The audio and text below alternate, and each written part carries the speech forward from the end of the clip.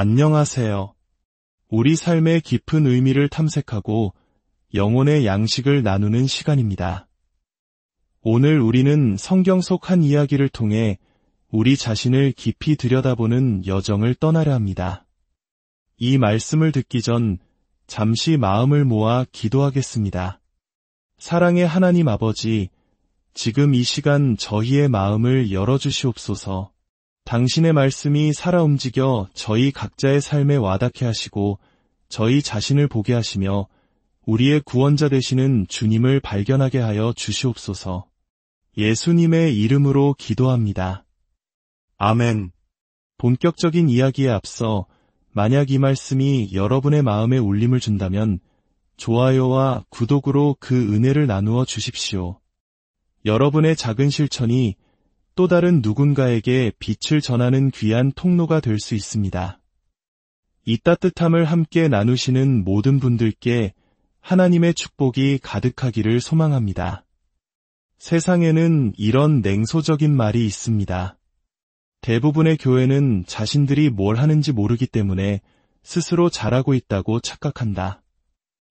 이 말은 비단 교회뿐만 아니라 많은 조직이나 개인에게도 적용될 수 있는 아픈 지적입니다. 우리는 때로 본질적인 사명을 잊어버린 채 부수적인 일들에만 몰두하며 안주하곤 합니다. 그렇다면 교회의 본질적인 사명은 무엇일까요?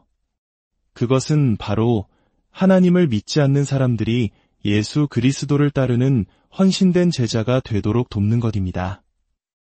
위대한 부르심 앞에서 교회의 다른 모든 활동들은 마치 불타는 집안에서 가구를 재배치하는 것과 같을 수 있습니다. 물론 가구 재배치도 의미가 있겠지만 집이 불타고 있는 비상 상황에서는 가장 먼저 해야 할 일이 아닙니다. 많은 교회가 그리고 많은 신앙인이 시간이 흐르면서 자신도 모르게 복음의 초점을 잃어버립니다. 익숙함과 편안함에 젖어 우리를 부르신 하나님의 간절한 마음을 잊고 스스로에게 갇히게 되는 것입니다. 바로 이 지점에서 요한복음 9장의 이야기는 우리에게 거대한 울림을 줍니다. 날 때부터 맹인이었던 한 사람을 예수님께서 고쳐주신 이야기입니다. 2000년 전 한 맹인의 이야기가 오늘을 살아가는 우리와 무슨 상관이 있을까요? 요한복음은 이 사건을 단순히 놀라운 기적으로만 기록하지 않습니다. 이것은 하나의 표적, 즉 더 깊은 진리를 가리키는 사인입니다. 예수님께서 그 사람의 육신의 눈을 뜨게 하셨듯 그분은 오늘날 우리 모두의 영적인 눈을 뜨게 하실 수 있다는 사실을 보여주는 강력한 증거인 것입니다. 그렇다면 예수님께서 우리의 영적인 눈을 뜨게 하셔야만 할까요? 성경은 단호하게 말합니다. 우리 모두는 태어날 때부터 영적으로 눈이 먼 상태라고 말입니다. 이것은 듣기에 불편하고 받아들이기 힘든 진실일 수 있습니다. 죄가 우리의 영적 시력을 앗아갔고 우리 중 누구도 스스로의 힘으로는 이 상태를 바로잡을 수 없습니다.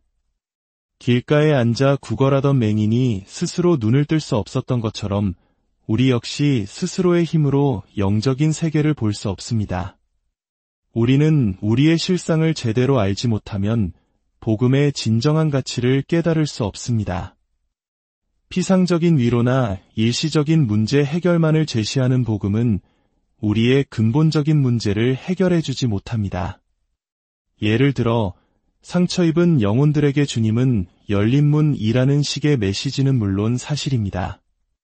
하지만 세상적으로 성공하고 자신의 꿈을 이루며 살아가는 사람들에게는 어떻게 들릴까요?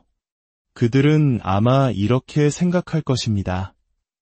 아, 인생이 힘들어지고 꿈이 좌절된 사람들을 위한 좋은 안식처가 있구나. 하지만 지금의 나에게는 필요 없지.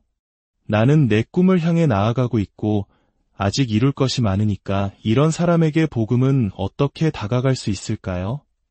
진정한 복음은 우리에게 좋은 소식을 전하기에 앞서 우리가 누구이며 어떤 상태에 있는지를 먼저 직면하게 합니다. 바로 우리가 영적인 맹인이라는 나쁜 소식 말입니다. 우리의 눈먼 눈이 열리고 닫혔던 귀가 열리기 전까지 그 어떤 해독제나 해결책도 우리에게는 무의미하게 들릴 뿐입니다. 많은 젊은이들이 부모님은 교회를 다니시지만 나는 딱히 필요성을 못 느끼겠어요 라고 말합니다. 왜 그렇게 말하는지 아십니까? 바로 영적으로 눈이 멀어 있기 때문입니다. 우리가 흔히 생각하는 죄는 단순히 화를 내거나 나쁜 말을 하거나 누군가를 질투하는 등의 개별적인 행동들을 의미합니다. 하지만 성경이 말하는 죄의 본질은 훨씬 더 깊고 광범위합니다. 죄는 인간 본성의 모든 영역, 즉 우리의 감정, 의지, 지성, 관계에까지 영향을 미쳤습니다. 우리 안에는 죄의 영향력에서 자유로운 성역과 같은 곳이 단 한 군데도 없습니다. 죄는 우리의 지성마저 왜곡시켜 우리가 올바른 사고와 논리적인 추론을 하지 못하게 만듭니다. 누군가는 이렇게 반문할지도 모릅니다. 그게 무슨 말입니까? 인류는 우주정거장을 만들고 사람을 우주로 보내는 시대에 살고 있습니다. 우리의 지성이 왜곡되었다니요. 물론 인간은 수학적, 과학적으로 놀라운 추론 능력을 보여줍니다. 하지만 동시에 수많은 문제에 있어서는 심각하게 왜곡된 생각을 합니다. 우리의 인간적인 사고방식, 전제, 가정, 논리는 모두 엉망진창이 되었습니다. 왜일까요? 성경은 그 이유를 하나님께 적대적이기 때문이라고 말합니다. 로마서 8장은 이렇게 증언합니다. 육신을 따르는 생각은 죽음입니다. 그러나 성령을 따르는 생각은 생명과 평화입니다. 육신을 따르는 생각은 하나님께 적대적입니다. 그런 생각은 하나님의 법에 복종하지 않으며 또 복종할 수도 없습니다. 이것이 바로 우리의 곤경입니다. 우리가 영적으로 눈이 멀었다는 것은 죄가 우리 존재의 모든 면에 깊숙이 스며들었다는 것을 의미합니다. 사탄은 우리의 이성을 지배하고 무지로 우리의 눈을 가린 뒤 우리를 다스립니다. 마치 블레셋 사람들이 삼손의 두 눈을 뽑아버린 뒤에야 그를 맘대로 조종했던 것처럼 말입니다. 영적으로 무지한 사람은 자신이 가는 길이 얼마나 잘못되었는지 보지 못하기에 악마가 이끄는 대로 어떤 죄악으로든 쉽게 빠져들 수 있습니다. 눈먼 사람은 어디로든 끌고 갈 수 있기 때문입니다. 이 진리는 우리가 자녀를 양육하는 방식에도 깊은 영향을 미칩니다. 우리 자녀들의 진짜 문제는 성적이 좋지 않다거나 혹은 반대로 명문대를 졸업하고 좋은 직장에 들어갔다는 사실이 아닙니다. 성경이 말하는 정직한 진실은 우리의 사랑하는 자녀들 역시 영적으로 눈이 멀고 귀가 먹었으며 스스로의 힘으로는 그 어떤 것도 해결할 수 없는 상태에 놓여 있다는 것입니다. 우리가 복음을 전해야 할 이웃과 친구들 역시 믿음과 불신앙 사이에 어떤 중간지대에 머물러 있는 것이 아닙니다. 빛이 세상에 왔지만 사람들은 자신의 행위가 악함으로 빛보다 어둠을 더 사랑했습니다. 그런데 이야기의 놀라운 반전은 바로 여기에 있습니다. 어둠 속을 헤매며 하나님께는 아무런 관심도 없이 살아가던 우리를 하나님께서 먼저 찾아오셨다는 사실입니다. 하나님은 오직 그분 자신 안에 있는 이유만으로 길 잃은 양과 같은 우리를 찾아 아들 예수 그리스도를 이 땅에 보내셨습니다. 하나님께서 우리를 구원하시기 위해 이토록 엄청난 희생을 치르신 이유가 단순히 우리끼리 모여 찬양하고 나만 구원받았으니 괜찮다며 안도하게 하기 위함일까요? 결코 아닐 것입니다. 이제 다시 요한복음 9장으로 돌아가 맹인이었던 사람의 눈이 뜨인 후 어떤 일이 벌어졌는지 살펴봅시다. 이웃 사람들과 전에 그가 구걸하는 것을 보았던 사람들이 웅성거리기 시작했습니다. 저 사람은 전에 앉아서 구걸하던 그 사람이 아닌가? 어떤 사람들은 그 사람이다 라고 하고 다른 사람들은 아니다. 그와 닮은 사람일 뿐이다 라고 했습니다. 엄청난 변화가 혼란과 논쟁을 불러일으킨 것입니다. 마침내 그 사람이 직접 나서서 말합니다. 내가 바로 그 사람입니다. 사람들의 관심은 그의 정체를 넘어 그를 변화시킨 기적적인 사건으로 향했습니다. 그러면 어떻게 눈을 뜨게 되었소? 그의 대답은 신학적으로 정밀하지도 과학적으로 분석적이지도 않았습니다. 하지만 명료하고 간결했습니다.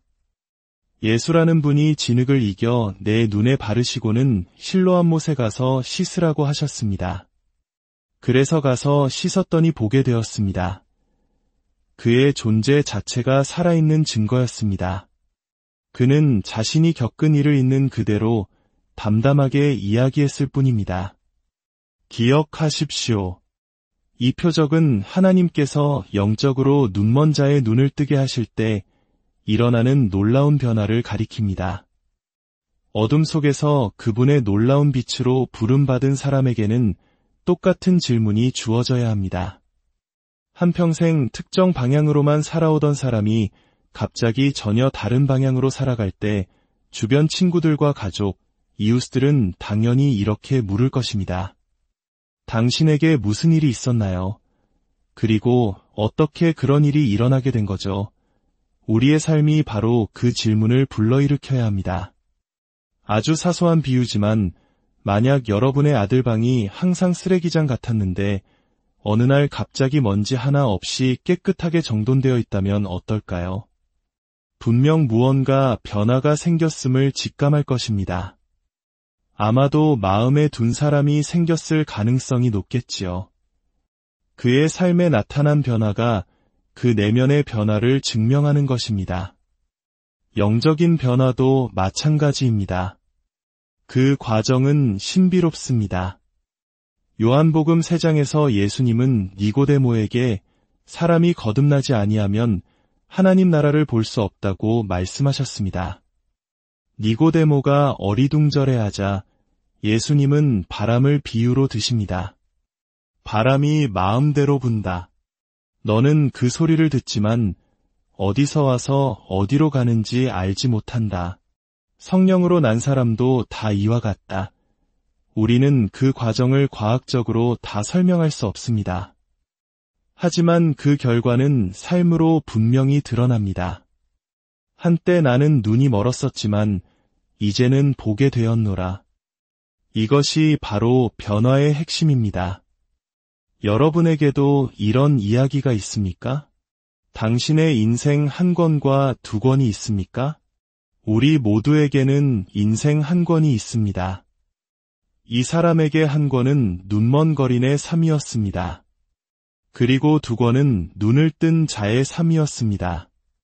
우리가 어머니 뱃속에서 어떻게 9달을 보냈는지 또 태어나는 순간의 과정을 정확히 설명하지 못한다고 해서 우리의 존재 자체가 부정되지는 않습니다. 마찬가지로 우리가 어떻게 믿게 되었는지 신학적으로 유창하게 설명하지 못하더라도 나는 한때 눈이 멀었지만 이제는 예수님을 통해 보게 되었습니다. 라고 고백할 수 있다면 그것이야말로 가장 강력한 증거입니다. 십자가에 달린 강도를 생각해 보십시오.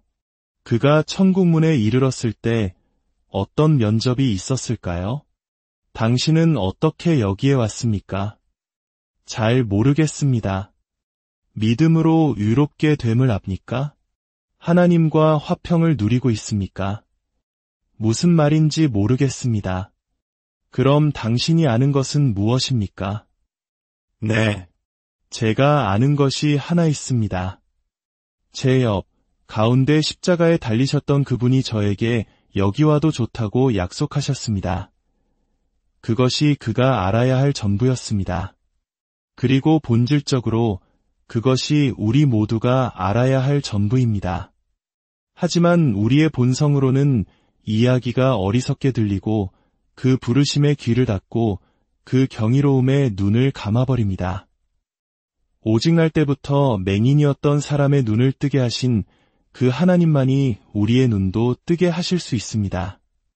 당신은 당신의 눈을 열어보게 해달라고 그분께 간구해 본 적이 있습니까? 아니면 당신은 스스로 모든 것을 잘 보고 있다고 확신하며 아무런 관심도 없으신가요? 함께 기도하겠습니다. 하나님 아버지, 성경 말씀이 등불처럼 저희 앞을 비추어 주시니 감사합니다. 주님, 저희의 눈을 열어주시고 닫힌 귀를 열어주시옵소서. 길가의 맹인이었던 그 사람이 영광스럽게 변화되었던 것처럼 저희의 삶도 인생 두 권으로 넘어가게 하옵소서. 그리하여 과거를 돌아보며 이렇게 고백하게 하소서. 나는 한때 눈이 멀었고 무관심했으며 냉담했습니다. 그러나 이제는 예수님을 사랑하고 성경 말씀을 사랑하게 되었습니다. 이 놀라운 기적을 우리 모두의 삶 가운데 계속해서 이루어 주시옵소서. 아버지 하나님과 아들 예수 그리스도와 성령님의 은혜와 자비와 평강이 믿는 모든 이들에게 이제로부터 영원까지 함께 하시기를 간절히 축원합니다.